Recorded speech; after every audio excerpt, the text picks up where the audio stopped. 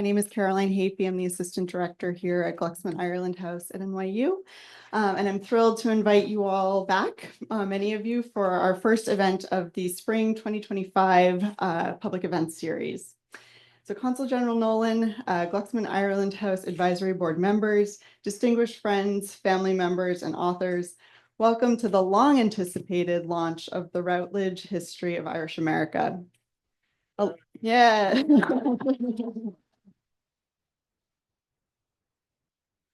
A major landmark in the field, the Routledge History of Irish America brings together more than 40 renowned and emerging scholars to explore the dynamics that have shaped the Irish experience in America from the 17th to the 21st centuries. If ever a book deserved a slightly longer than usual introduction, it is this one. Addressing a remarkably wide range of themes, including migration, labor, race, gender, sexuality, religion, politics, nationalism, literature, language, music, and the environment, this book will be an invaluable resource for all readers interested in Irish American history and culture for generations to come. Fintan O'Toole writes in his review of the Routledge History of Irish America in the Irish Times, quote, "Perhaps the best tribute one can give this consistently vigorous and critically minded history is that it does not feel like the story of a phenomenon that is now in the past. It is itself evidence that the whole question of what Irish America means is very much alive, and from the evidence of the work of so many young scholars collected in here, in good hands." End quote.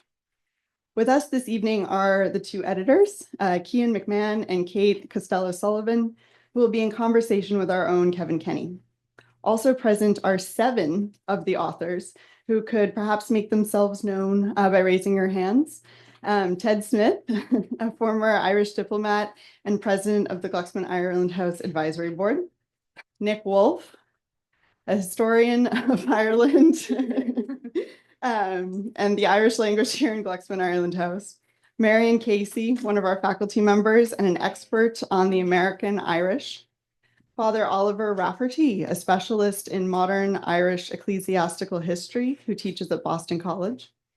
Cara McClintock Walsh of Princeton University, a specialist on gender, race, and popular culture. Maria McGarity of Long Island University in Brooklyn. Welcome, Maria, who has published widely on Irish and Caribbean literatures. And Ray O'Hanlon, the editor of the Irish Echo, there he is, and several books on the Irish and immigration. Welcome all. We are also delighted to acknowledge Kimberly Smith, the head editor of Routledge Press, who initiated this project. And now to introduce our speakers. Cian T. McMahon is an associate professor in the Department of History and the Honors College at the University of Nevada, Las Vegas. Cian grew up in Dublin and emigrated to Canada as a teenager. He earned a BA in history at the University of Manitoba under the Venerable Francis Carroll. In a nice twist of fate, Dr. Carroll's America and the Making of Independent Ireland was the first book published in the Glucksman Irish Diaspora series in 2021. And Cian's own book, The Coffin Ship, Life and Death at Sea During the Great Irish Famine, was the second.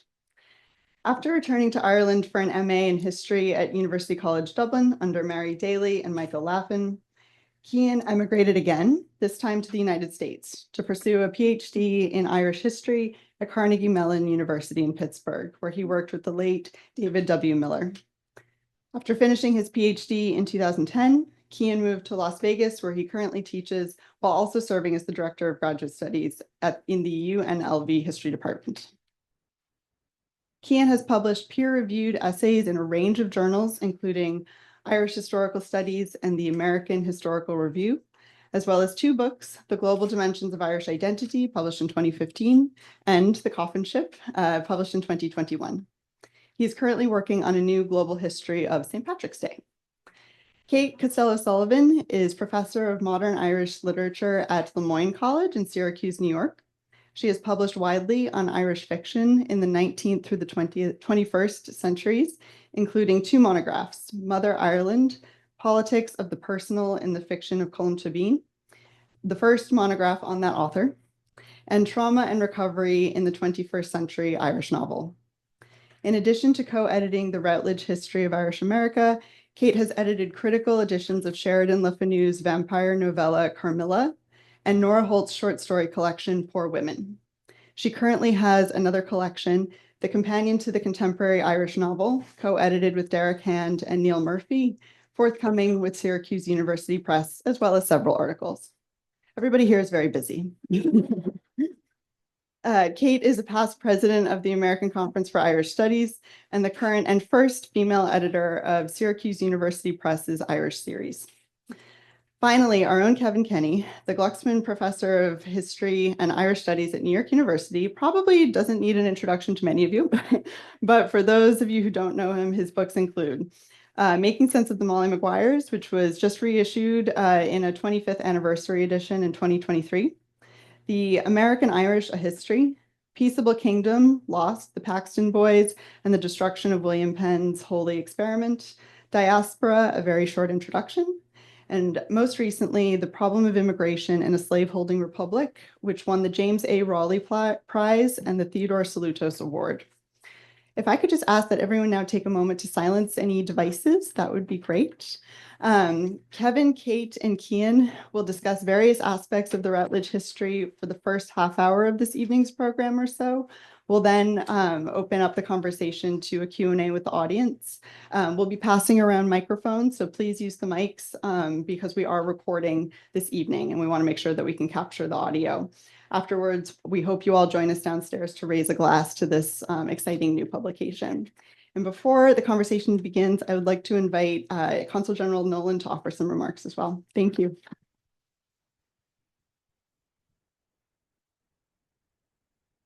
Thank you so much, Caroline. Good evening, everybody. I'll be very brief because obviously there's going to be an absolutely fantastic and fascinating conversation here shortly. But first of all, I'd just like to bring very warm regards from DC, from Ambassador Geraldine Byrne-Nason, who would love to have been here at this event, wishes she could be here, and sends her warmest congrats and regards to everybody. I want to give my own congratulations to the co-editors and, of course, to all of the contributors. I didn't realize there'd be 7 of the contributors as well here this evening, so that's absolutely fantastic. I want to thank our great partners, Glucksman Ireland House, for hosting this event.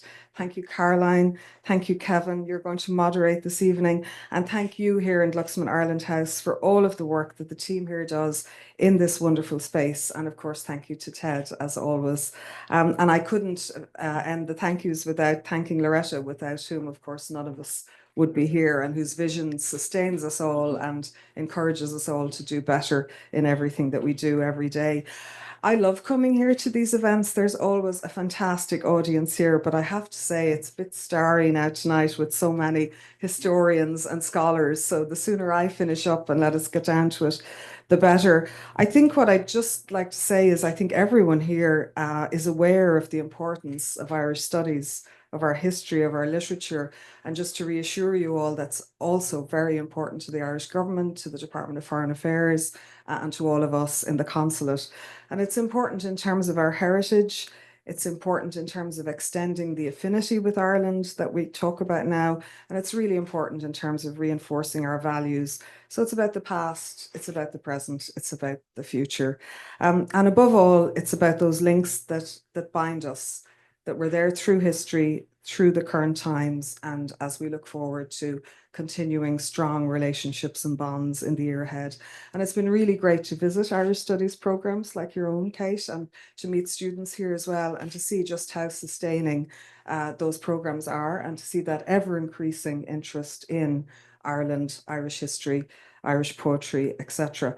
But tonight we're here to talk about the fascinating topic of Irish American history, and I'm really looking forward to learning a lot. And I love the fact that you've had this thematic approach and that you're going to cover such a wide range of themes and issues. As the ambassador, I think, has already said to you, it's an outstanding publication. So well done, and let's hear lots about it. Thank you. Congratulations, everyone.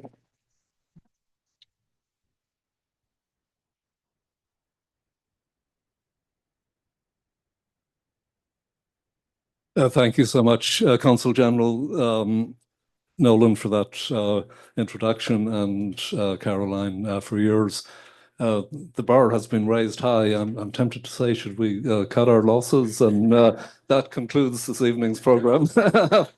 But no, we're going to talk for about half an hour or so about this landmark work, and then we like nothing more in Ireland House than to open up a conversation. So we'll be passing mics around the room.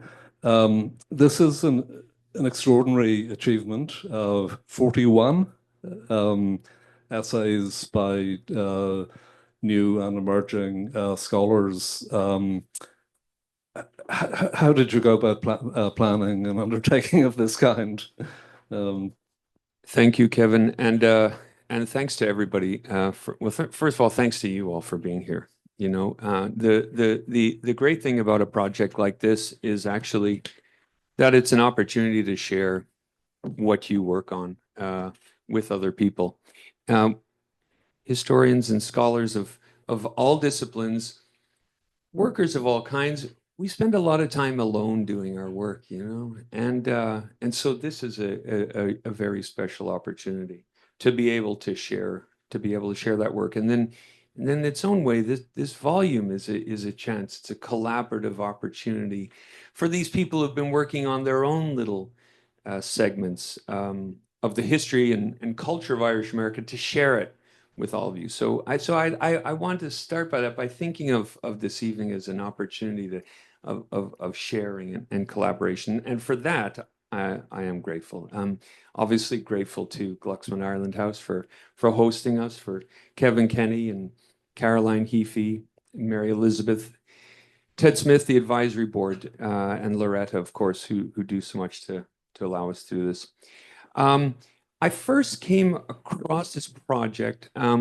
Kimberly Smith, is Kimberly here? I know that she was on the, here's Kimberly. Hi, Kimberly, how are you? There's a piece of paper over there with your name on it. So when I saw it was empty, I said, oh, she's not here. Hi. So, so this project came to fruition, or became a seed a few years ago when Kevin put me in touch with Kimberly Smith, who said that she was working on building a list of what they call Routledge histories, and that this is a long series of fascinating. And honestly, you go through the list that's listed on their website. It's amazing the number of things that topics and projects that they're working on. There had been one done on the Italian Americans, and Kimberly said, "Well, what do you think about doing one on the Irish?" I liked the idea, but I knew that we couldn't possibly do this, or I couldn't possibly do this if it was just going to be about history. I'm a member of the American Conference for Irish Studies, which is an interdisciplinary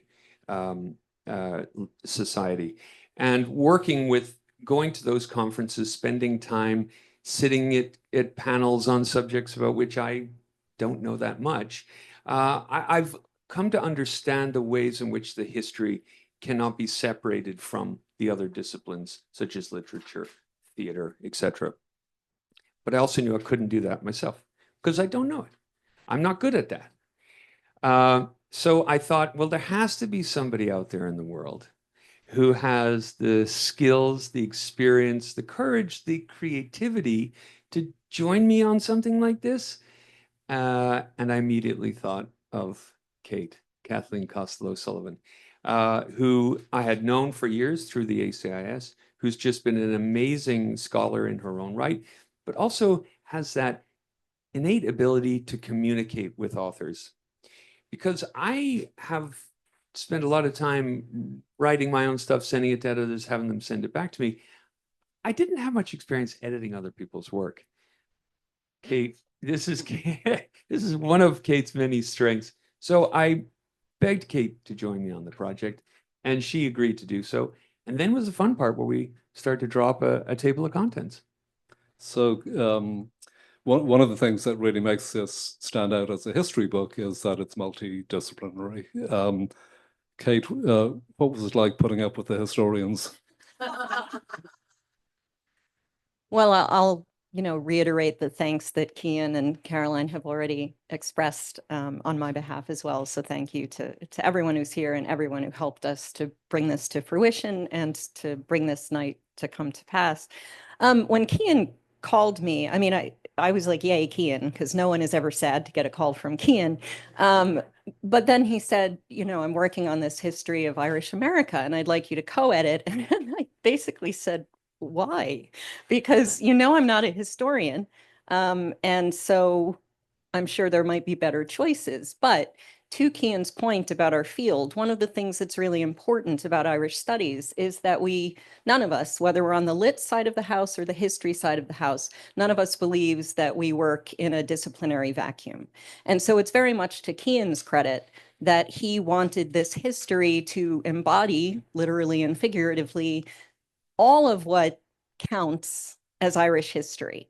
And he understood that history informs culture, it informs literature, and in return, literature and culture and language and art inform history. So that was a big part of why I said yes.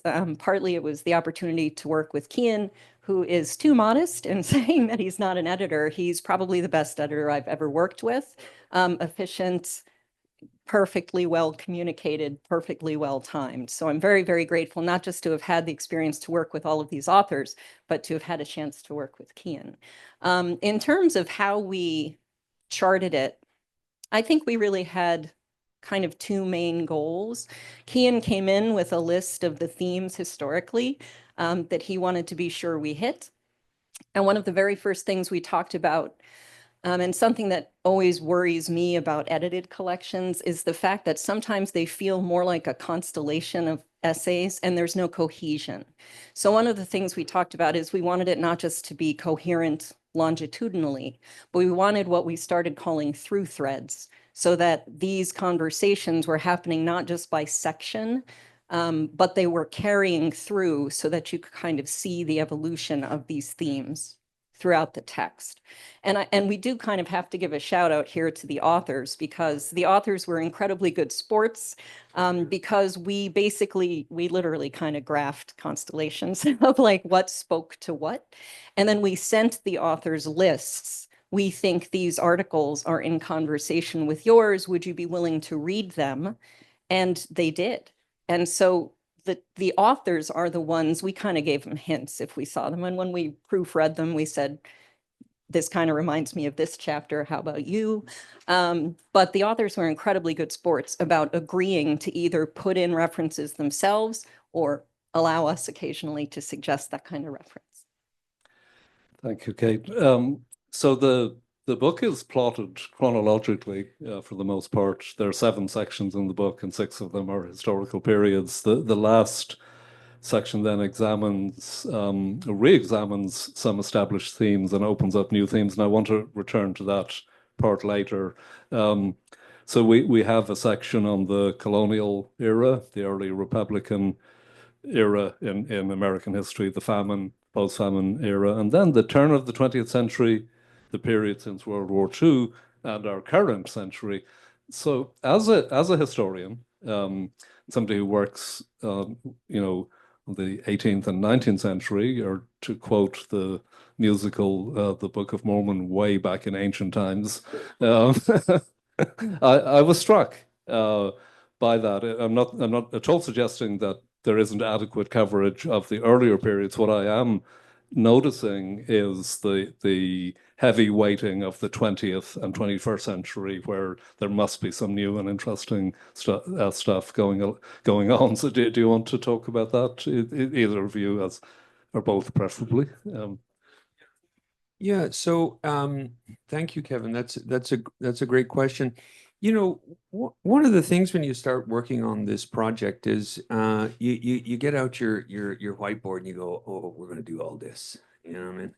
And then you say, okay, now who's going to do that? And so you learn a little bit about the parts of Irish American history that, for reasons that we don't have to get into right now, have honestly been understudied.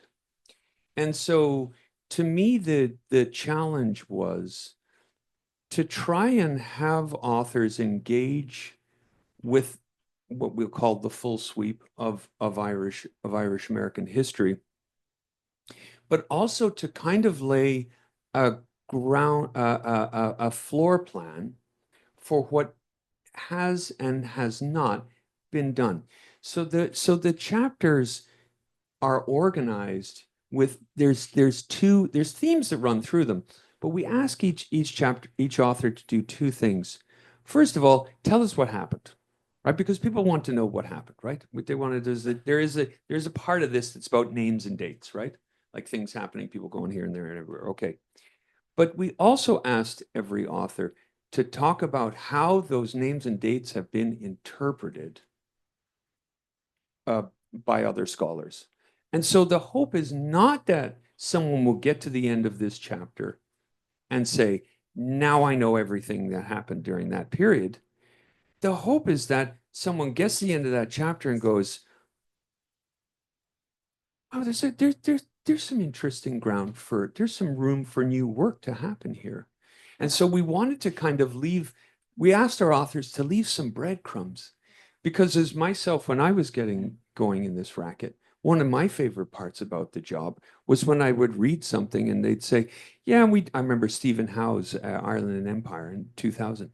And the book is just riven with these little hooks and half open doors on, yeah, somebody might pursue that. So that goes some way to try and answer that question is, if there's more written on a certain area, it's probably because more has been written, but we wanted every period to kind of be granted to be described as a happy hunting ground for future scholars too.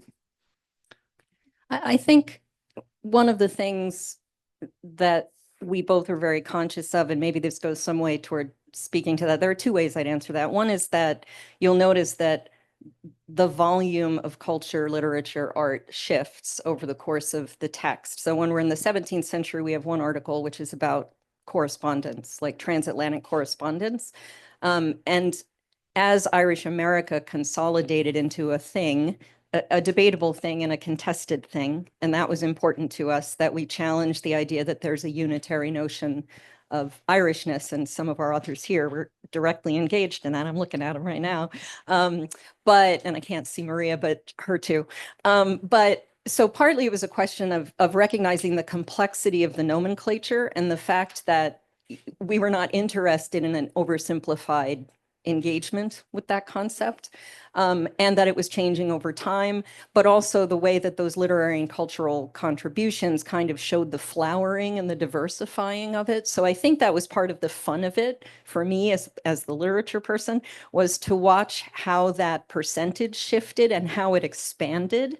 The second thing I would say, and I think this goes very much to why 21st century is so important, we really, really wanted to treat gender as not a separate chapter or not a separate section. It was super important to us that gender be woven throughout the entire collection, because treating it as, I always call it kind of cheekily, the field day problem, right? Where you have like the field day anthology, oh, and women, oops, we'll just add 2 more volumes, right? So we did not want that. So you'll find that, yeah, there are some chapters that focus very heavily on gender, but it's woven through in a way that you can't just say, oh, there's Irish America, oh, and women. And so I think, I hope that's a coherent answer, but basically we wanted to complicate what one could define as Irish America, not gratuitously, but because it's complicated. And we wanted to do justice to that complexity. And that older approach that you're referring to, we were trained in graduate school not to use the add women and stir approach, right? And then it comes out looking the same. Or the alternative is to have the gender chapter, right? And so you have it running through the book with so many themes. It's an extraordinarily rich compendium. Caroline ran through the themes, but let me run through them again. We have immigration and nativism. We have religion. We have race. We have slavery. We have the Irish language. We have politics, nationalism. We have gender and sexuality, the family, the popular press. We have music, prose, literature, drama, folklore, and film.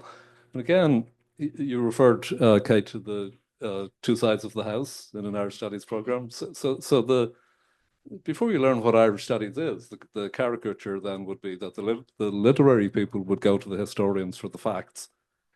And then the historians would go to the literary people to see how the facts were represented, right? But the approach to literature is literature constitutes rather than represents. Would you talk a little about that, Kate? Yeah, I mean, I think whenever I think about the role of history in my own work, I of course can't escape the history, and if you've read Yeats and you've read Mariah Edgeworth, you know why, right? Because you can't extricate the literature from what was happening in Ireland at the time. And again, I think that, you know, my work has been on trauma predominantly, at least lately. And although I promised my husband, Tim, my next book would be on puppies and balloons, because it's pretty, it's pretty heavy stuff. But one of the things that was very clear to me is that Irish authors have displayed tremendous courage over time. If you take John McGarren, if you take Edna O'Brien, so recently lost, right? If you think about the way that literature has engaged, not just art, but serious, important cultural forces, factors, and they in turn change and inflect and impact those forces and factors. So to me, you really can't extricate them. I wouldn't say it's uniquely Irish, and I know you're not saying that either, but I do think it presents in a way that's particularly fraught, but also particularly empowering. And that's part of the beauty of it. That's part of why I love it. And that's part of the reason I agreed to do this, along with the See previous work with Cian, you know. I'm interested, having run through those multiple themes, in hearing from each of you, what surprised you most? Another way of putting that might be, what did you learn most? But in this experience, how long did it take, by the way? I knew you were going to ask that. How long is a piece of string? Okay, you can duck that one. No, I think I believe we began exchanging emails in 2001. Oh, sorry, 2021. 1999. Yeah, so we exchanged emails with Kimberly in the second half of 2021, and it came out in the second half of 2024. Well, that's so pretty extraordinary. 3 years. Yeah. Yeah. Well, you know, okay. So what did I learned a lot, an immense amount. And somebody said to me the other day, "Whoa, geez, I bet you'd run down the road if somebody came back to you with a project like that again." And I said, "No, actually, I wouldn't mind doing it again now that I know what I'm actually doing." Because I feel like the process was one of such a bizarre challenge, where I didn't have to. I'm not going to get in an arm wrestling match with Oliver Rafferty over the church in the. I tried that at Boston College. I came out the worst. You know, yeah. He mentioned that, actually. No, but I'm not there to challenge the authors on the material itself. I'm there to try and put their contribution in conversation with the others. Yeah. And so what did I learn the most? I learned the thing I learned the most was the ways in which the value of communication. And I noticed this immediately. We kind of had an unspoken. We had a kind of a wink and nod rule, which is we were only going to work with good human beings.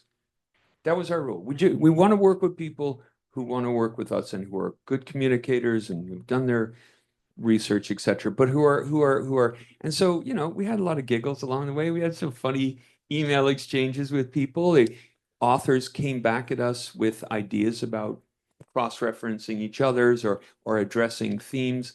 And so that's that goes back to the first point I made about collaboration. Yeah. So you ended up with 41. You didn't begin with 41.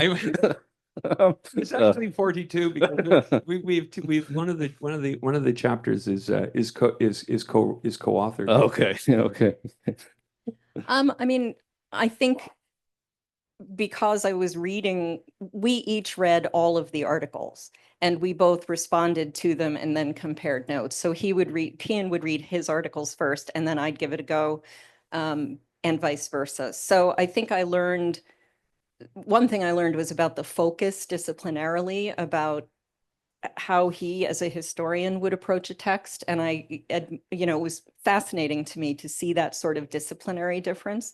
The other thing was, to watch some of the authors argue with each other about terms that I would have assumed were pretty locked up. Like, I didn't know Scots-Irish was a contested term. That was a total surprise to me. And then to watch them kind of haggle over it and then kind of, draw a civil truce that they're both going to use it, but there were a number of terms that we had to figure out, well, okay, how are we going to standardize this? Are we going to use this version? Are we going to use that version without trampling that conversational diversity that Cian was speaking to?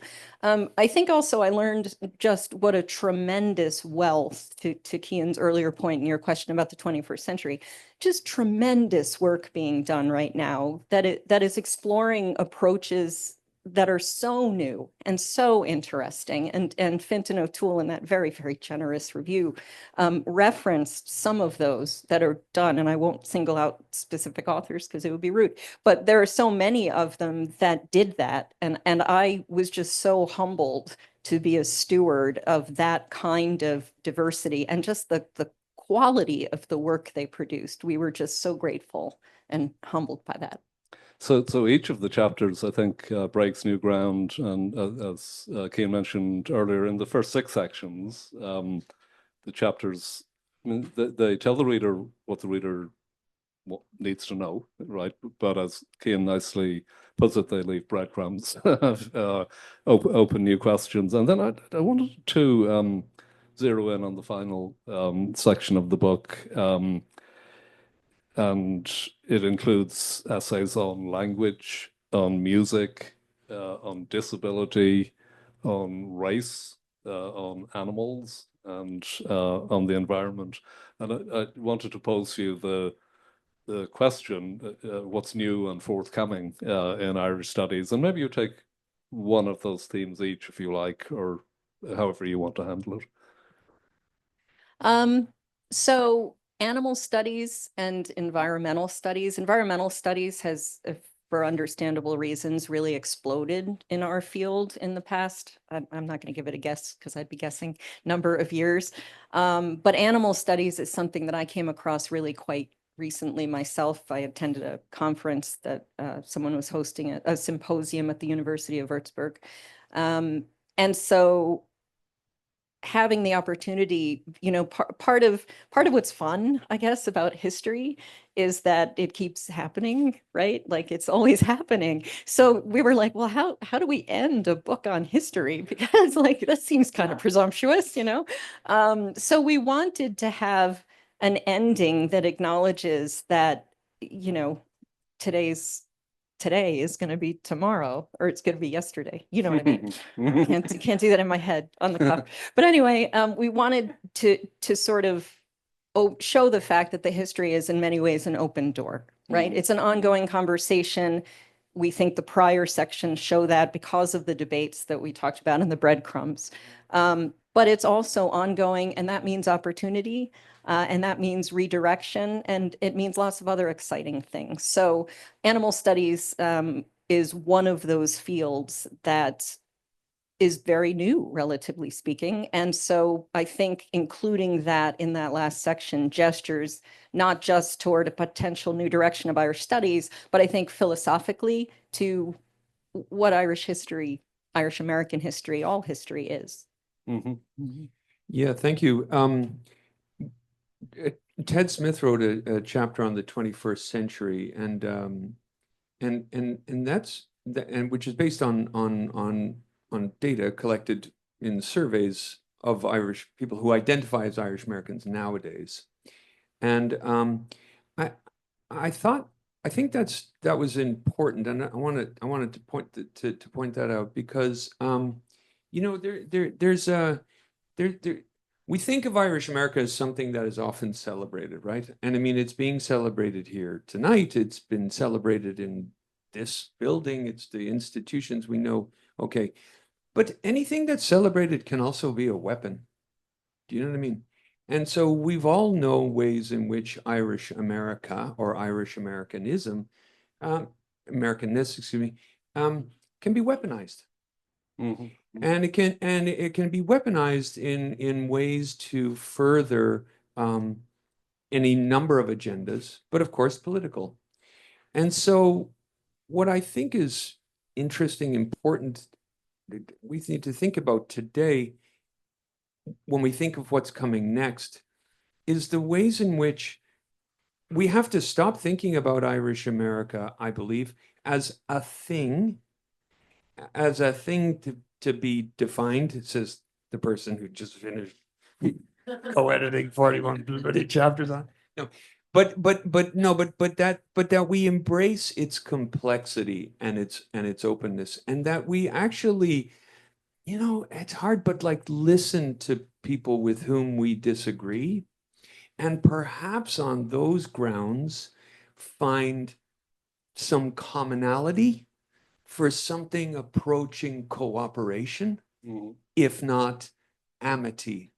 So in my work on the coffin ships, for example, I found myself often, when I talk to public audiences, going back to thinking, what are the ways in which this book that I wrote about migration in the 1840s and 50s, what does that tell us about how we talk about people on the Mediterranean today in rubber dinghies? Do you know what I mean? So that's, and now one last point I'm going to say is that in the course of Ted's research, he learned that if you ask people who identify as Irish America, what are the top things that mean the most to them, right, Ted? And I think history is, I mean, it's at the top, or it's way up there. It's one of the top. So that's important because it provides us with the future. It tells me that we need to have these conversations and that people are excited about using history as a way to have those, to spark those conversations. So maybe if we left some breadcrumbs, we did something here. We did some good in that way. So in some ways, we've prefigured my final question here, and certainly in your answers, you've got to that question. We occasionally use or overuse the term a monumental work. This is a monumental work. It's a monument. And there's something potentially a little unsettling, right? You've written the history, right? It's only at a certain stage that you can write the history. So the $64,000, really million these days, question is to do with the future, not simply of Irish studies, but of Irish America. Now what I really feel is, I'm not going to be so cruel as to pose you that question, what is the future of Irish America? Because here is Irish America, and I think we'll get a sense of that if we open this up to conversation. And in the questions and answers will give us a sense of who and what we are today. So on that note, I think it's time, we'd like nothing more than a good conversation. So thank you for Thank you all. Thank you. We will pass mics through both rooms, so we capture the audio for the recording. All of our events go on a YouTube channel as well. So Ted, yeah. I just want to add my congratulations to the editors. It's an extraordinary achievement, and monumental is right, but they were always responsive, they were always courteous, they were very creative, and took great pains. I can't imagine you had another job, but you did, which you were doing full-time, and this will stand the test of time. You were very collaborative except for two things. and you were quite authoritarian on those. One was to hyphen or not hyphen Irish American. And all the writers know the other one, the Oxford comma. The Oxford comma takes up a lot of time if you type slowly like I do. Having to insert it. It would make you want to just use 2 adjectives instead of 3. And I also want to thank Kimberly and Routledge. You've done an extraordinary thing in this book, but also Routledge in general has published wonderful, wonderful books. And then I want to thank Kevin and Glucksman Ireland House and the whole team for making Irish American studies so central. And Marion Casey, shout out to you, Archives of Irish America. The survey that I did was supported by Glucksman Ireland House. These are ongoing services and studies. And many places study Irish history, Irish literature, and so forth. But Irish American history is phenomenally interesting. It's so engrossing, this book, that I was reading on the subway down.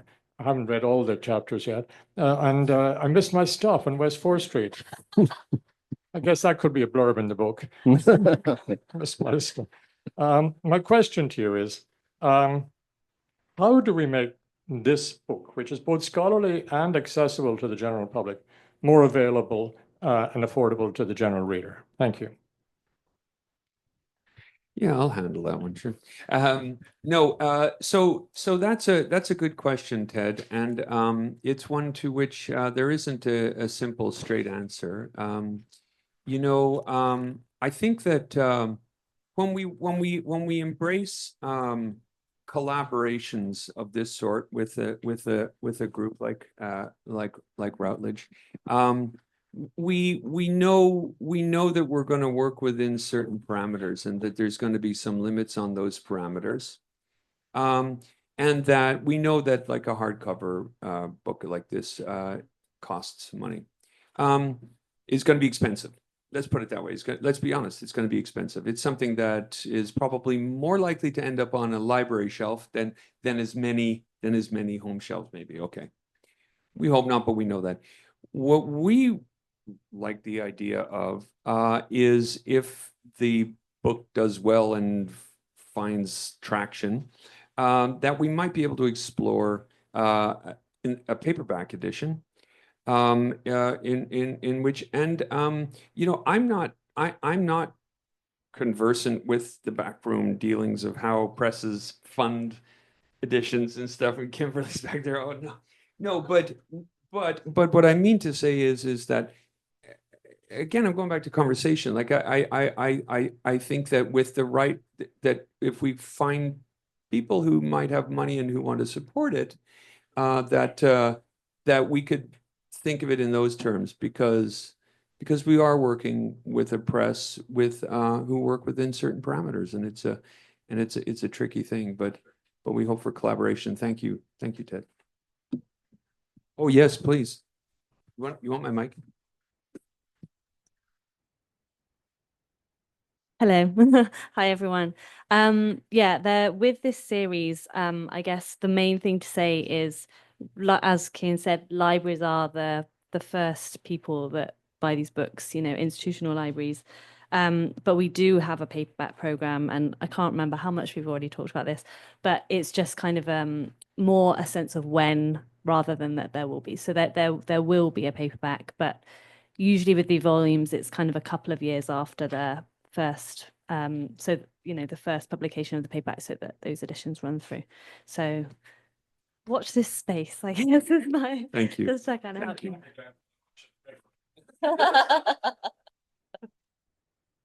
We'll be up to 51 chapters by then, Ted. So more questions on anything and everything. If I could just add too, everyone has a flyer this evening with a discount code for the book. So purchase your copies. Yeah. Thank you. Thank you. I knew I was in deep, what, several times during the process. I'm an editor myself, but I felt like I was flying a monoplane with 2 jet fighter pilots as I went along. You know, towards the end, I said, "My God, another email from Cian. Well, what could it be now? What did I do wrong?" But I learned a lot. But not so much a question. Well, I did have a question, but I figured it's too late to move the event to Vegas. It's freezing outside. No, Seconded. actually, if you could explain to everybody, you explained it to me, but the cover photograph is the only photo in the book. And why, what is it, and why did you choose it? Thank you. So I will say that that Kate and I collaborated on every email to our authors, and what we tried to do was write emails that could be used as future reference. You see, so the idea wasn't that you'd read the whole thing there and then. When you had time, you could return to it. But I knew Ray didn't read the things, so we would send these giant emails to people, and then I'd follow. Ray, you know this is true. I follow up with, Ray, I just said to get to me in the next couple of weeks. So I would get a response from, no, but honestly, Ray, thanks for your patience, honestly, with all that. Yeah, so Irish America. So when we think about Irish America, we think about a volume like this, we think about an image. Try to think of a picture. We started to think of it. We tried, everybody was trying to think of an image that could capture an element of this history in a kind of a sneaky way. So one of the things that's been a really important part of the historiography or the scholarship really of Irish studies is the ways in which Ireland shaped Irish America, right? Because for many years in the mid-20th century, you could write a book about Irish America and really not say that much about Ireland. You didn't have to. The idea was that what was important, what was happening in America. Well, really, since the 1980s, that's not possible anymore. So that's a sneaky little idea, is that like the ways in which Ireland represents shapes America. So then I was scrolling through photographs of JFK, and I was like, what about when he went to Ireland? So I was scrolling through pictures of JFK when he went to Ireland, and then I saw these two lads sitting on the roof, and it jumped out at me immediately for a couple of reasons. First of all, it's JFK in Ireland, right? It's not JFK in America, it's JFK in Ireland. So the reader immediately goes, wait, hang on a second. I thought the book was about America. You know, why are you showing me something from Ireland? So that poses a little question. Well, it might pose a question in my mind. Don't know if the readers care, but it inspires a question, a moment of curiosity.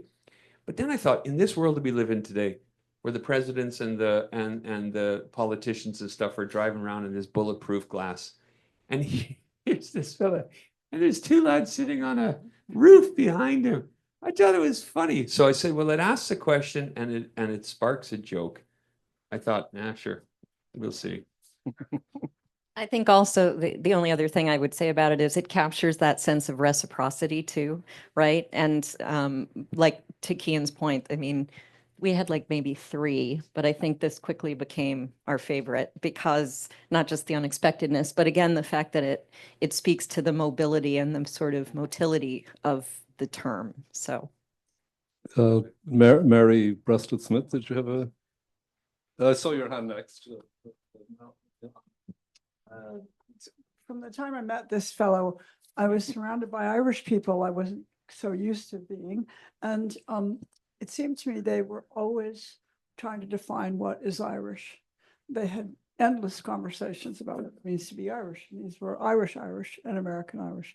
And I wondered if while you were doing this, putting this volume together, you had many discussions of this. You said Scots Irish came up as a, contested term, but did you have many discussions about what it meant to be Irish, let alone American Irish? Well, I think in many ways, all of the chapters are engaged with that question. So often, as many people know, everyone here knows, when you say Irish, people get particular, often cartoonish understandings. It's going to be inherently Catholic. It's going to be, Frost Lucky Charms, all of these sort of stereotypical cartoonish things are what people who casually engage Irish America think. But of course, the history is so much more complicated. The religious diversity is a big part of it.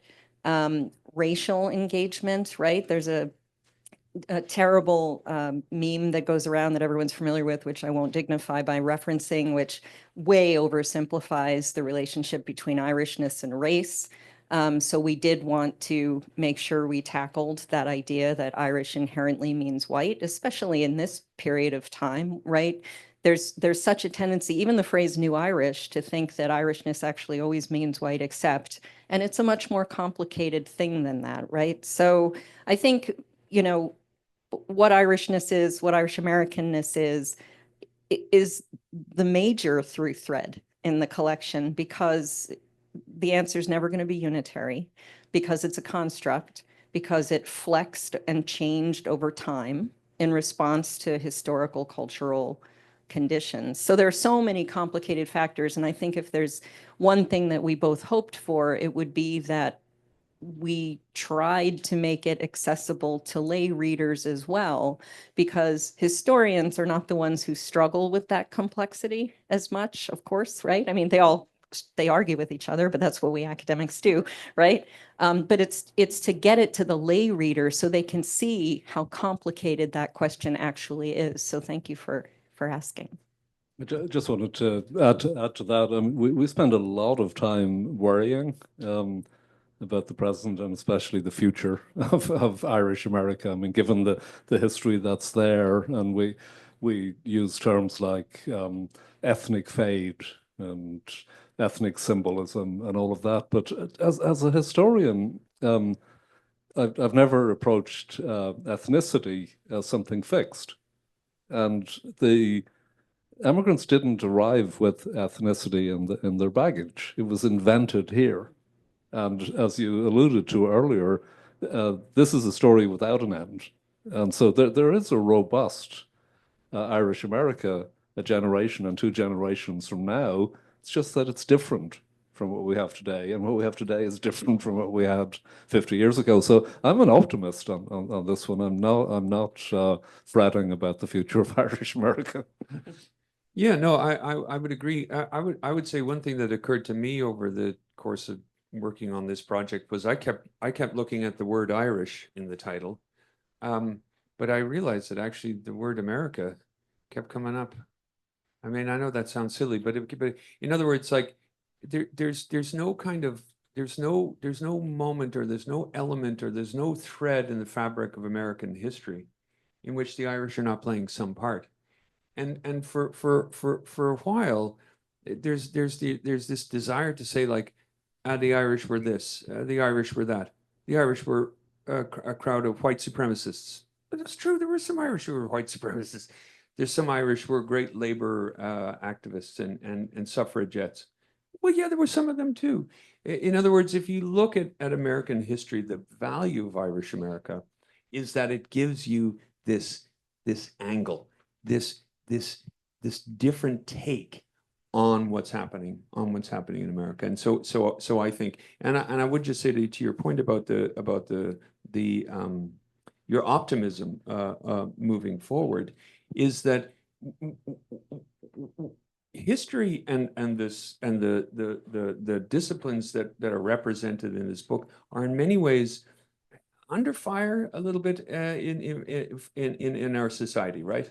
Because students are being told, in order to succeed, you need to get a computer degree, or whatever it is that they do, the software and the business and the stuff. What I say is that Irish America does absolutely everything that we need in terms of robot-proof soft skills that are going to actually serve us in the next phases. Yeah, thank you. Most unusual for a historian to be displaying signs of optimism. I better watch out for that in the future. I blame it on hanging out in an Irish studies program. No, I was just going to add one sort of addendum to that, which is that when we did the index, which was a formidable thing to do, I took A to K and Cian had L to Z. And when I got to Irish America, I had like a fit. I was like, I am not. I'd have to say see whole book. And then we laughed. And then I thought, that's actually a good thing. It's a good thing that we will not index that term or that phrase, because the point should be, it takes this in order for us to encapsulate that term. we want to. Oh, we'll take one from this side first and then next here. Thank you. Thank you so much for a wonderful presentation and sharing with us the immense effort that you guys put together that culminated in such a beautiful, amazing book. And you mentioned all the aspects that you tackle all along your trip. I didn't hear you mentioning at all the culinary aspect of the Irish American, Ireland and Irish American. If you can comment on that, I'll appreciate it. Thank you. So one of the things there, you know, in any work like this, there are going to be some omissions because it's impossible to capture everything. So that is something you kind of know is coming when you do a collection like this. There is discussion of food and drink in the section on folklore. So there is a section on the importance of that and the role it had to play. So we did feel like we at least touched on that thematically. We also don't have a chapter on sport. And we went back and forth on that a bit, trying to figure out, well, you know, oh dear, what to do. But we were already at 41 chapters. So at that point, I think the book was costly to produce now. You know, if we'd kept going, it could have been another 4 years. And, you know, Yeah, so. Kimberly said 35 to 40. Yes. I was like, 41? Yeah. But thank you. It's a good thank point. you for that. And this question here. Yes. What was your approach to geography as it relates to history of Irish America and Irish Americans? I'm from Los Angeles, California, and the experience of growing up in Los Angeles, California was very different than how I learned that my Irish American friends have lived, whose ancestors and families stayed in New York, for instance. I see a chapter on California, race and the Irish in the West. Also, race, gender, and the Irish labor in the U.S. northeastern cities. But it's like, to what degree were you cognizant, or what was the approach or to geography as a twin or an allied discipline and approach? Yeah, absolutely. No, that's a great question. Thank you.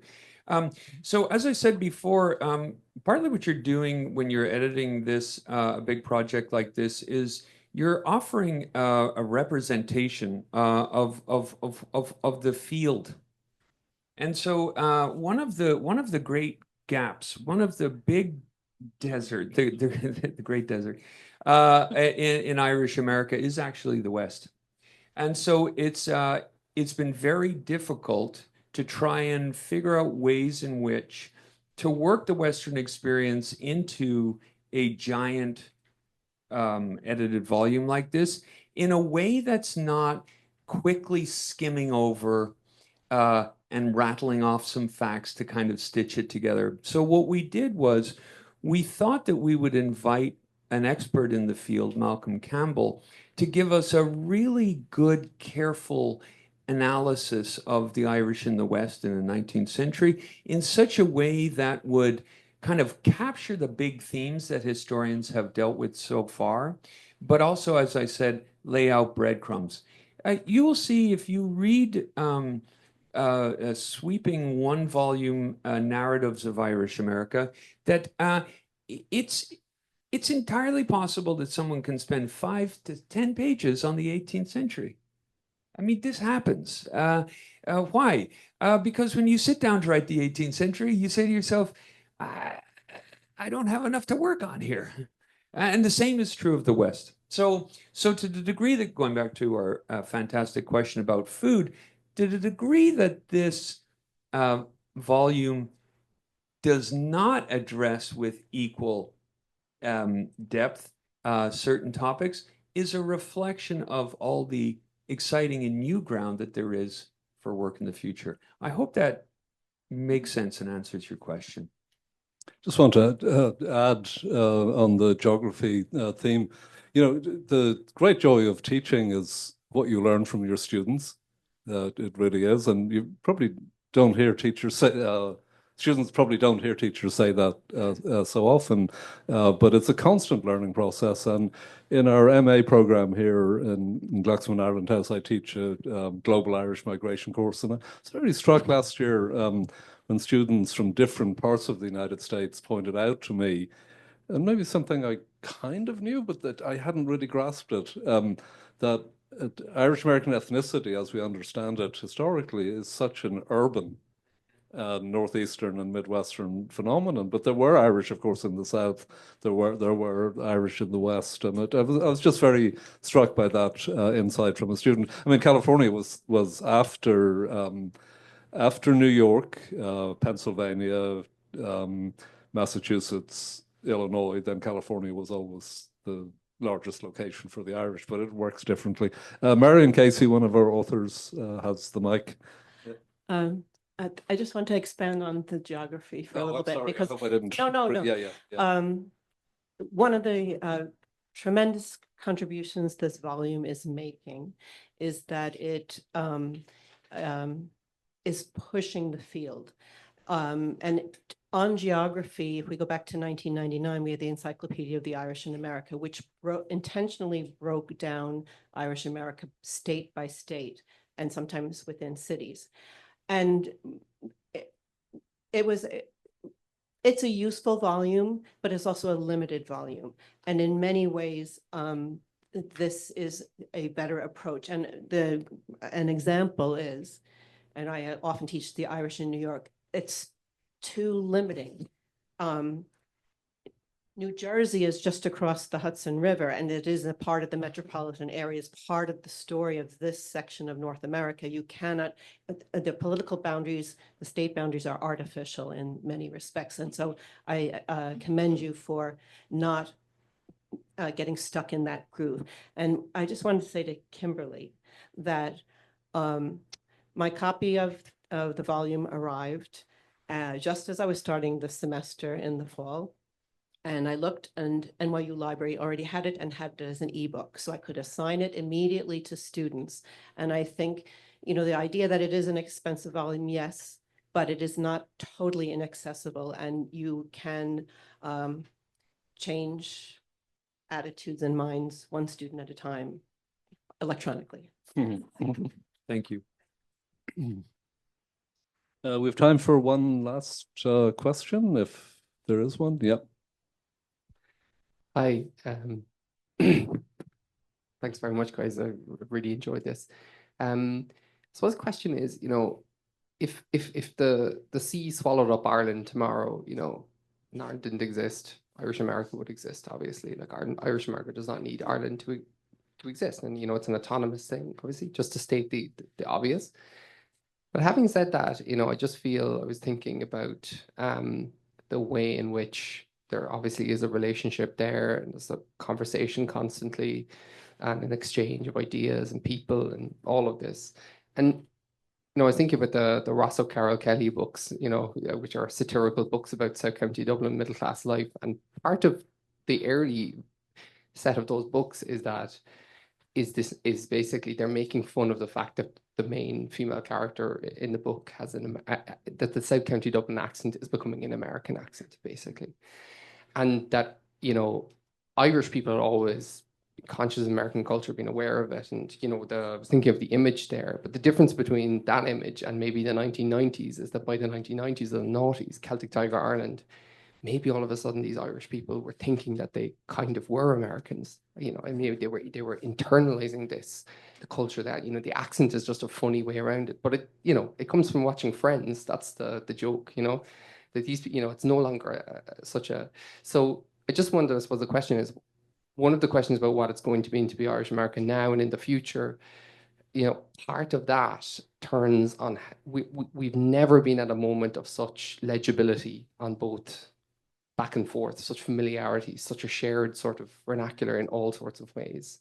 And I was thinking of those SNL clips, 2 or 3 from the last 2 or 3 years, which were both sort of like incredible statements of Irish valency and power, you know, Paul Mescal, Saoirse Ronan, and also sometimes we're trading in like the most tired stereotypes. And it seemed to like capture both aspects of that maybe unprecedented legibility of culture, and then also residual sort of hangover of stereotypes and and tropes which are maybe less helpful and so on. So I was just wondering if you could maybe reflect on that a little bit.